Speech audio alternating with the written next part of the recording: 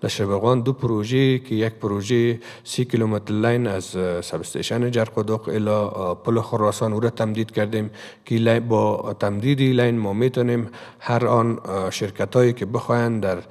ساحات یتیمتاق و در ساحاتی که گاز داریم در اینجا برق تولید کنه و برق از زیر ما انتقال بتیم به شبکه ملی خود وصل کنیم که امکانات بر از اینا برابر کردیم. در پلویش ما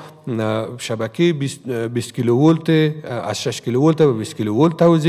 تعویض کردیم در شهر شبرغان که هم ضایعات را کم میسازه و در ضمن برای مشترکین ولتاژ استانداردی که برشان ضرورت است او را هم فراهم میسازه که تقریبا در حدود 35 کیلومتر با 44 میلیون افغانی ما این پروژه را به سر رساندیم. 540 میلیون افغانی با رهبری برشنا شرکت بر بخش تکنیکی خاصتا توجه خاص خود دارند و در اینجا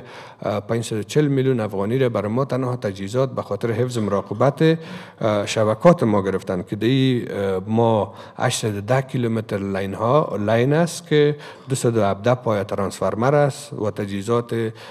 مثل سویچ خشکه، لایتنگ ارستر، انسولیترها، مین سویچ ها، حتی فیوزا در بکس ها که مردم با مشکلات مواجه بودند در بعض اوقات این را هم خریداری کردیم و در ولایات توزیع کردیم. ان شاء الله تعالی مشکلات بیشتر مشترکین، مشکلات همکارای ما که در ساحات بودن هم با این حل میشه. در بخش ترمیم ترانسفرمر ما پلان 9 حوزه را مد نظر گرفتیم که در 9 حوزه خود ما ترمیم ترانسفرمر ایجاد میکنیم. ما تنها یک ترمیم ترانسفرمر در شهر کابل داشتیم که اگر در ولایات هم به مشکل مواجه می شدیم یا به شرکت های شخصی می بردیم و یا هم به کابل او را می آوردیم تا ترمیم می شد و مردم بسیار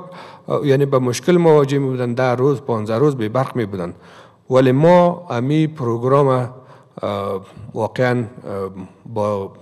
هدایت رهبری برشنا شرکت حال فعلا امی کارش جریان داره و خریداری هم شده.